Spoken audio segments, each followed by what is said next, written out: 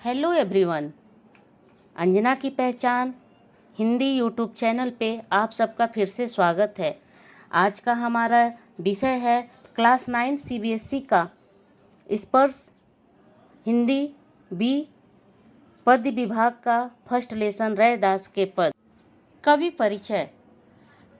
संत रविदास का ही नाम रैदास है। इनका जन्म 1388 1388 और मृत्यु सन 1518 1518 में हुआ था। रैदास संत प्रकृति के कवि हैं। उनके पद किसी षड्कुर संपन्न और पूर्ण सामर्थ्यवान शक्ति के अस्तित्व को स्वीकारते हैं, मगर उसे अपने हृदय में विद्यमान मानते हैं, न कि कहीं बाहर। वे उस निराकार तक पहुँचने का अथवा उस कृपा पात्र बनने का एक ही उपाय सुझाते हैं, उसके प्रति भक्ति, उस पर भरोसा। इन्होंने अपने पहले पद में प्रभु जी तुम चंदन हम पानी में कवि अपने आराध्य को याद करते हुए उनसे अपनी तुलना करते हैं, और उसका प्रभु बाहर कहीं किसी मंदिर या मस्जिद में नहीं विराजता, वरन उनके अंतः में सदा विद्यमान रहता है। यही नहीं, वह हर हाल में हर काल में उससे श्रेष्ठ और सर्वगुण संपन्न है। इसलिए तो कवि को उन जैसा बनने की प्रेरणा मिलती है। दूसरे पद में भगवान की अपार उदारता, कृपा और उनके समदर्शी स्वभाव का वर्णन है। रैदास कहते हैं कि भगवान ने तथाकथित निम्न कुल के भक्तों को ही सहज भाव से अपनाया है, उन्हें लोक में सम्माननीय स्थान दिया है। अब हम पद की तरफ चलते हैं। पहला पद है,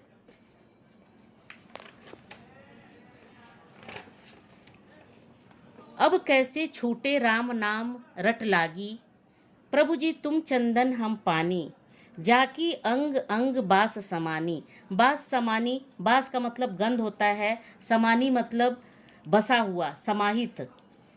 प्रभु जी तुम घन हम मोरा, घन का मतलब बादल होता है, मोरा का मतलब मयूर होता है। जैसे चितवन चंत चकोरा, चितवत का मतलब देखना होता है, निरखना होता है, और चकोर जो है एक तितर जाति का एक पक्षी है जो चंद्रमा को परम प्रेमी माना जाता है। चंद्रमा उसको बहुत प्यारे हैं, प्रेमी है चंद्रमा का। प्रभु जी तुम दीपक हम बाती, जाकी ज्योति बरे दिन राती। बाती का मतलब बत्ती होता है, रुई जिससे तेल में डालकर दिया जलाते हैं। ज्योति का मतलब ज्योति, देवता के सामने जो आप दीपक जलाते हैं। राती का मतलब रात होता है। प्रभु जी तुम मोती हम धागा, जैसे सोने ही मिले सुहागा। सुहागा का मतलब होता है सोने को शुद्ध करने के लिए प्रयोग में आने वाला क्षार द्रव्य। प्रभु जी तुम स्वामी हम दासा, ऐसी भक्ति करे रहे दासा। दासा का मतलब दास होता है, सेवक होता है। ओके, तो ये आपका जितने कठिन शब्दार्थ हो गए वो हो गया। अब मैं आपको एक एक लाइन एक्सप्लेन करने जा रही हूँ, भावार्थ बताने जा रही हूँ। अब कैसे छूटे राम नाम रट लागी। यहाँ पे कवि कहना चाहते हैं कि अब मुझे राम नाम की जो लत लग गई है वह कभी छूटेगी नहीं, क्योंकि कभी भी देखिए, जब आपको ही अपना ही ले लीजिए, आपको जो व्यक्ति विशेष कोई अच्छा काम या किसी का आचरण जो है मन को भा जाता है तो उसे आप हमेशा याद रखते हैं, और जब भी अवसर मिलता है आप उसको एक बार याद कर लेते हैं। तो वैसे ही यहाँ पे कवि का कहना है कि अब कैसे छूटे राम नाम रट लागी, मतलब अब हमें प्रभु की भक्ति का, राम का लत लग गया है, अब छूट नहीं पाएगा। प्रभु जी तुम चंदन हम पानी, जाकी अंग अंग बास समानी। यहाँ पे कवि का कहना है कि हे मेरे प्रभु, तुम चंदन के समान हो और मैं पानी हूँ। चंदन के कर कड़ में जो सुगंध होता है वह उसके सत्संग में आकर मुझ में जल बस गई है, समाहित हो गई है। तो यहाँ पे इनका भाव क्या छुपा है कि जैसे हमारे देश के महापुरुष, स्वतंत्रता सेनानी, वैज्ञानिक जो महान कार्य किए हैं, उनके जिनके चलते हमारा देश विश्व में विख्यात है, ठीक है, तो हम तुम्हारे सामने कुछ भी नहीं है, मगर यह हमारी खुशकिस्मती है कि इस गौरवमयी धरा पे जन्मे, जिसके चलते हम उसका श्रेय के भागीदार हों। मतलब यहाँ पे ये इसका मीनिंग कवि हमसे ये कहना चाहते हैं। ओके, तो इनका कहना है प्रभु जी तुम चंदन हम पानी जाके अंग अंग बात समानी, कि प्रभु आप चंदन हो तो हम पानी है, क्योंकि चंदन के साथ जो पानी है मिक्स करके ही बनता है, तो उसका सुगंध भी पानी के साथ है। प्रभु जी तुम घन बन हम मोरा, जैसे चितवत चंद्र चकोरा। यहाँ पे कवि कहते हैं कि हे मेरे आराध्य, तुम बरखा के पानी से भरे घन बादल हो, तो मैं मोर हूँ, इसीलिए तो मैं तुम्हारी ओर से ठीक उसी तरह निहारता हूँ जैसे चंद्रमा का प्रेमी चकोर उसे निहारता रहता है, देखता रहता है। ठीक है।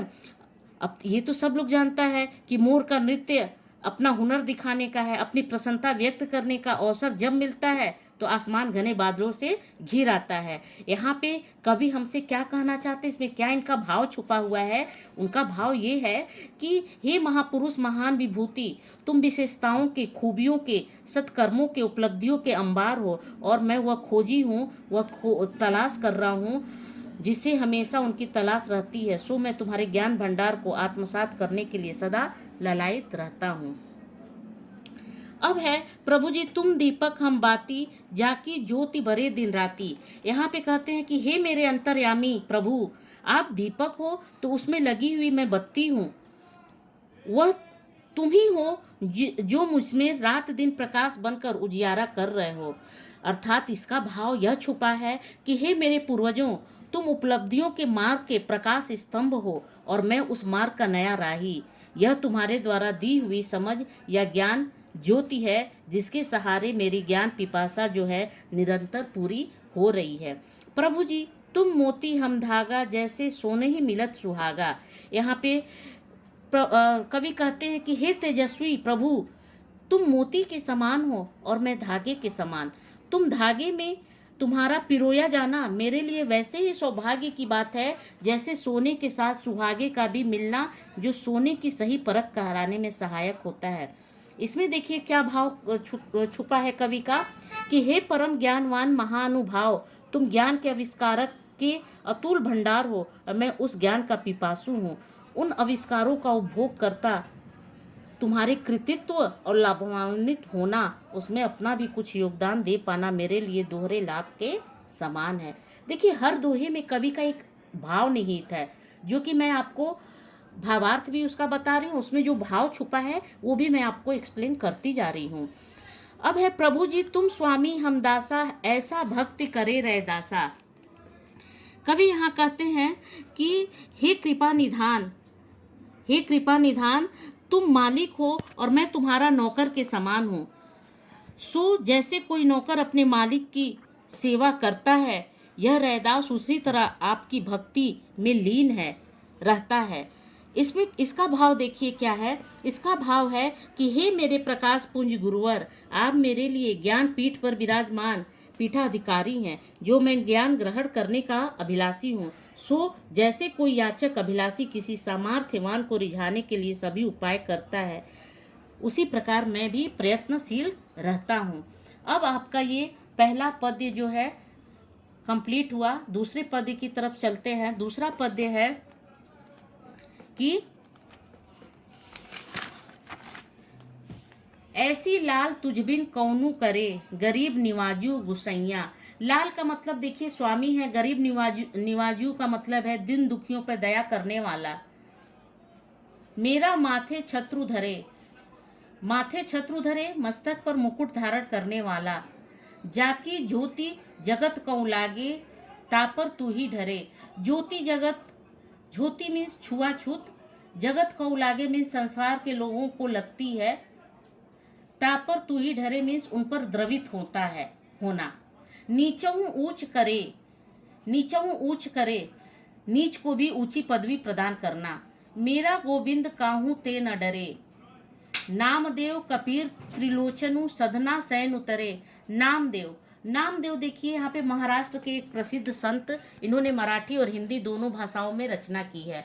त्रिलोचनु, त्रिलोचन, एक प्रसिद्ध वैष्णव आचार्य जो ज्ञानदेव और नामदेव के गुरु थे। सधना मीन्स एक उच्च कोटि के संत जो नामदेव के समकालीन माने जाते हैं। सैनु, सैनु ये भी एक प्रसिद्ध संत हैं। गुरु ग्रंथ साहब में संग्रहित पद के आधार पर इन्हें रामानंद के समकालीन माना जाता है। कही रविदास सुनऊ रे संतहु हरि जीव ते सभय सरे। हरि जीव मीन्स हरि जी से, मतलब ईश्वर से, सभय सरे सब कुछ संभव हो जाता है। अब मैं इस पे आपको एक एक लाइन का एक्सप्लेन करती हूँ, ध्यान दीजिएगा। ऐसी लाल तुझबिन कौनु करे।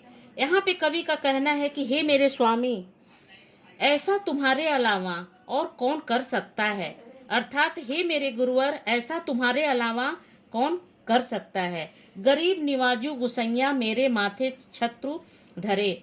कवि का कहना है कि दीन दुखियों पर दया करने वाला मेरा ईश्वर मस्तक पर स्वामी होने का मुकुट धारण करता है अथवा उन्हें सिरमौर बना देता है। अर्थात यहाँ पे भाव है कि अज्ञानियों को ज्ञान देने वाले गुरुवर के मस्तक पर ज्ञान का तेज झलकता है अथवा उन्हें भी अभिमान से भर देता है। तीसरी लाइन है, जाकी छोटी जगत कऊ लागे तापर तू ही डरे। संसारी लोग जिनसे छुआछूत का व्यवहार करते हैं उनके प्रति भी तू द्रवित होता है। यहाँ पे देखो कवि कहते हैं कि जो लोग छुआछूत का व्यवहार करते हैं उससे भी जो है ईश्वर द्रवित हो जाता है। ईश्वर के मन में कोई भेदभाव नहीं होता है। अर्थात इसका भाव है कि जिन्हें अज्ञानी मानकर लोग उपेक्षित करते हैं उन्हें भी मुक्त हस्त से ज्ञान देता है। नीचहूँ ऊंच करे मेरा गोविंद काहूँ ते न डरे। यहाँ पे कवि का कहना है कि मेरा गोविंद किसी से नहीं डरता, मेरा ईश्वर जो है किसी से नहीं डरता, वह नीच को भी ऊंचे आसन पर विराजमान कर देता है। यहाँ पे भाव है कि मेरा गुरु कोई भेदभाव नहीं करता, वह सबको समान भाव से देखता है और समान भाव से ज्ञानार्जन करवाता है। मतलब किसी में भेदभाव न करके सभी को एक समान ज्ञान देता है। नामदेव कबीरु तिलोचनु सधना सैनु तरे। यहाँ पे देखिए, नामदेव कबीर तिलोचन सधना सैनु जो नीच कुल में उत्पन्न समझे जाते थे वे भी अंतः महान माने गए। मतलब यहाँ पे नीच कुल में जन्म होने से भी कोई उनको फर्क नहीं पड़ा, वो महान बन गए। अर्थात नामदेव कबीर तिलोचन सधना सैनु जो छोटे जाति के होकर भी प्रभु के कृपा से अमर हो गए। कही रविदास सुनहु रे संतहु हरि जीव ते सभय सरे। यहाँ पे कवि रविदास रैदास कहते हैं, सुनो ये संतों, ईश्वर का साथ दे दो तो सब संभव है। अर्थात यहाँ पे भाव है कि हे भारतवासियों, किसी को नीच कुल का समझने वालों यदि गुरुजन से ज्ञान पाने का अवसर मिले तो लोग भी किसी उच्च कुलीन मेधावी के समान बनकर दिखा सकते हैं। अर्थात यहाँ पे कवि जो हैं, कवि रैदास जो हैं, यहाँ पे भगवान की उदारता, कृपा और समदर्शी स्वभाव का वर्णन किए हैं, न कि किसी के ऊंच नीच और भेदभाव को उन्होंने नहीं देखा है। और ईश्वर के लिए सबकी भक्ति समान होती है। आपको आशा करती हूँ कि आपको रैदास का पद जो है अच्छी तरह से समझ गया होगा। अगर समझ में आया तो आप मेरे वीडियो को लाइक करें, शेयर करें और हमारे चैनल अंजना की पहचान हिंदी यूट्यूब चैनल को सब्सक्राइब करें। धन्यवाद।